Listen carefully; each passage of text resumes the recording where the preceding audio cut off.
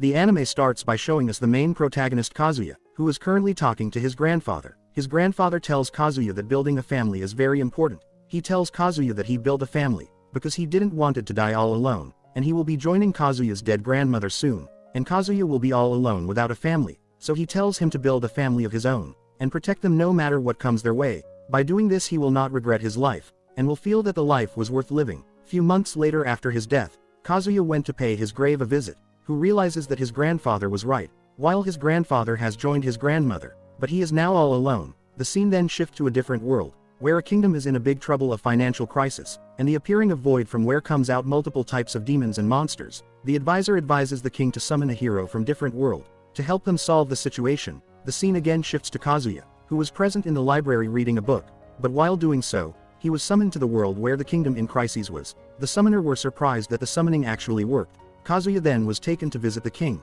who welcomes Kazuya and thanks him for answering their call. Kazuya was not so happy with what has happened to him. He asked the king for why was he summoned to the world against his will. The king apologizes for the misconvenience caused by them. He informs Kazuya about the void that has appeared in the northern continent of the world, from which monsters of different kinds have started to enter their world. All the other nations created an alliance together to prevent their advances, but their forces were eradicated. Kazuya comes to realize that the kingdom was planning to send Kazuya to the empire as a financial aid, as they are among the nations that don't share the borders with the demon's domain. The king's advisor tells Kazuya about their current standing and situation. The funds required for the refugees have put them in a very tough spot, and they are in no position to send more funds to the empire, as their kingdom themselves is suffering from hunger. The advisor also informs Kazuya about the legend which suggests that the hero will be the one which will lead the world towards light. After much thinking and consideration, Kazuya finds himself to be in a tough position. He asks if the empire will stop requesting for more funds after they hand Kazuya to them. The king replies that there is still a possibility that they will continue demand for more. Kazuya asks if they have done any similar summoning in the past. The advisor replies that as the record suggests they have summoned a hero prior to him 500 years ago, but there have also been few failed attempts after that. Kazuya asks the king wouldn't it be very hasty decision to hand him over to the empire, as he is the only card the kingdom can play. He starts speaking in a loud voice informing everybody present in the hall that it would be in their best interest if they focus on their finance management, to repel imperial request for funds rather than handing him over to them. The king and his advisor was in shock to listen that. The advisor replies that doing such a thing will require a great feat, but Kazuya replies with confidence that he will manage it somehow. They went into a room to discuss the kingdom's finances, agriculture, transport, industry, etc. The queen asks the prime minister, the personal advisor of the king, to help Kazuya with all that. They kept discussing the finance for 3 days straight, and on the 4th day the king announced that he will be transferring the throne to Soma Kazuya, the newly summoned hero, and announces his daughter's wedding with him, which lead to a great shock in the public, and 3 dukes who manages the 3 armed forces of the kingdom, that couldn't believe what has just happened. The princess Lycia, the daughter of the king, rushes to kingdom assuming her parents are in trouble, but after reaching the kingdom she comes to know about what was actually going on. She was not so happy about the decision made by her parents, but the king and queen assures her that the decision made by the king is hardly rash, and made by the individual in charge of the kingdom. But still she asks them why had they arranged her marriage without even asking her. The king replies that it is a decision for her alone to make, and if she insists on not marrying Kazuya, he would hardly pressurize her to do so. The queen recommends Lycia to first pay Kazuya a visit, and then make her decision. Lycia then goes to meet Kazuya. She wants to know what type of person is Kazuya. She thought the Kazuya was up to no good, but when she finally sees him, Kazuya was working with dozens of paper around him. Kazuya, not knowing who she was, asks her to help him with the budget. She then introduces herself as the former king's daughter. Kazuya was shocked to know that, as she was wearing a military dress which was making it hard to know her identity. She tells him that she was working under one of the duke's army, but after listening to the news she rushed straight to the kingdom. Kazuya then introduces himself and tells Lycia that the crown was pushed on him by the king.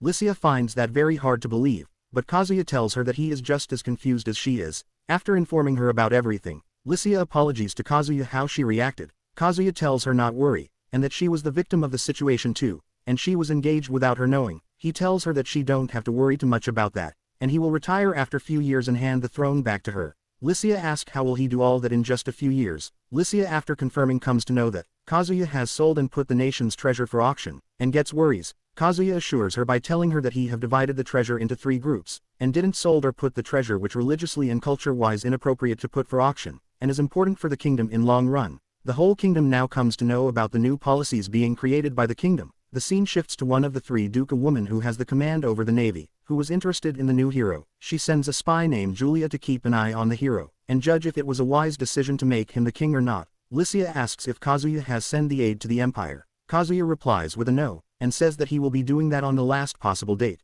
and at the current stage of the kingdom time is most important asset for them, to grow their military and financial power which will help them in the long run.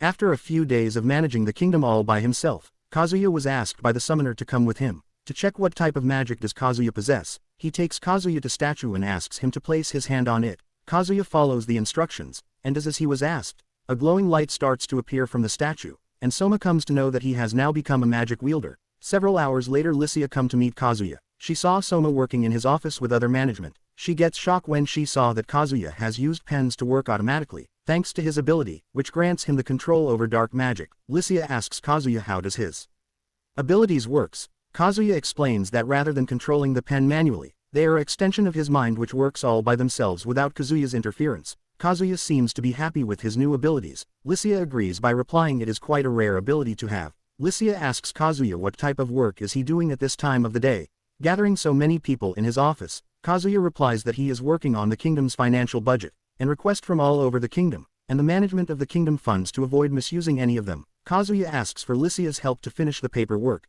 The scene shifts to the king and queen, who were discussing if Lycia and Kazuya have settled their misunderstanding. The queen assures king by saying she believes there will be no problem as Kazuya is a very intelligent person. The day went by and Kazuya was still working in his office without even sleeping for a minute. Kazuya looks around the office and sees that everyone has already in deep sleep.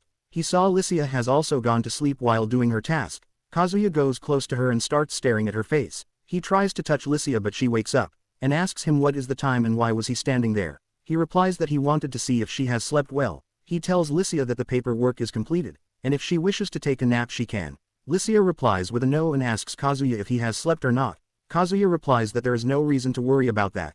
Kazuya asks Lycia to accompany him for a visit to the town. Lycia agrees to accompany him. They started walking towards the fields on the back of a horse. Kazuya was panicking riding the horse. Lycia tells Kazuya he do not have to grab her waist so tight, and traditionally the man should be controlling the horse. Kazuya tells Lycia that it was his first time riding a horse, and it is not his mistake that he is panicking. Lycia asks Kazuya if he has anyone waiting for him at the place where he came from. Kazuya replies that there is no one, and that his grandfather was the only one and had died recently. Lycia apologies for asking him that question. Kazuya says that there is no need for her to apologize, and since there is no one waiting for him, so he is not in hurry to return, which brings a smile on Lycia's face. Finally they reach the fields, where Kazuya explains to Lycia that the whole reason the kingdom is experiencing a food shortage is because of these fields of the cotton, which do not allow to grow any other type of field, which could help them to recover from the hunger, and since they cannot eat cotton, it is worthless for them for now, and also the price of cotton has fallen so they can't rely on cotton anymore. Lycia apologizes Kazuya for her failure as a royal. She didn't know about all of this.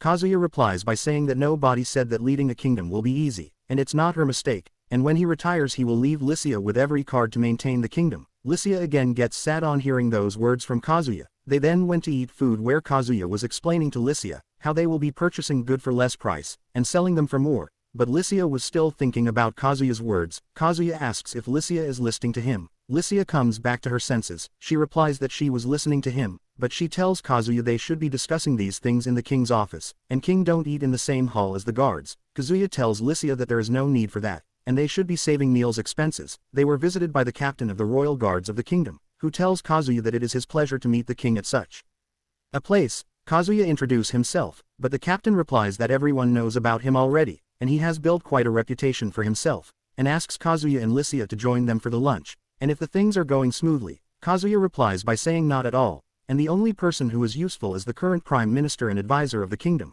After few moments Kazuya explains Lycia that he will be appointing talented people from all over the kingdom. Lycia replies to his question by informing him that only half the population is literate and only 30% are able to write. Kazuya was shocked and tells Lycia that they are terrible numbers, but after seeing Lycia worrying, he assures her that he will be solving the issue in no time, by following the steps of Dao Dao, a man who gathered talented people to help him with the tasks, during the Great Era of Three Kingdoms period. By following exactly the same example Kazuya uses a hologram to broadcast a live to the whole kingdom, asking for people with talent to help him solve the problem which their kingdom is currently facing. He tells them it doesn't not matter if they can read or write, if their talent is unmatched, even if they are hesitant they must come to him no matter what. He makes them believe with his charisma and confidence that they will be able to go back to normal in no time. The whole kingdom was filled with joy and confidence by the performance of the newly appointed king. Several special people with special talent, who later plays a very big role in the kingdom's growth, step forward to help the kingdom, and and were departing to meet the newly summoned hero, also known as the King of the Kingdom of Alfred. Soma Kazuya. So that's it for today's video. I would appreciate it if you like the video and subscribe to the channel.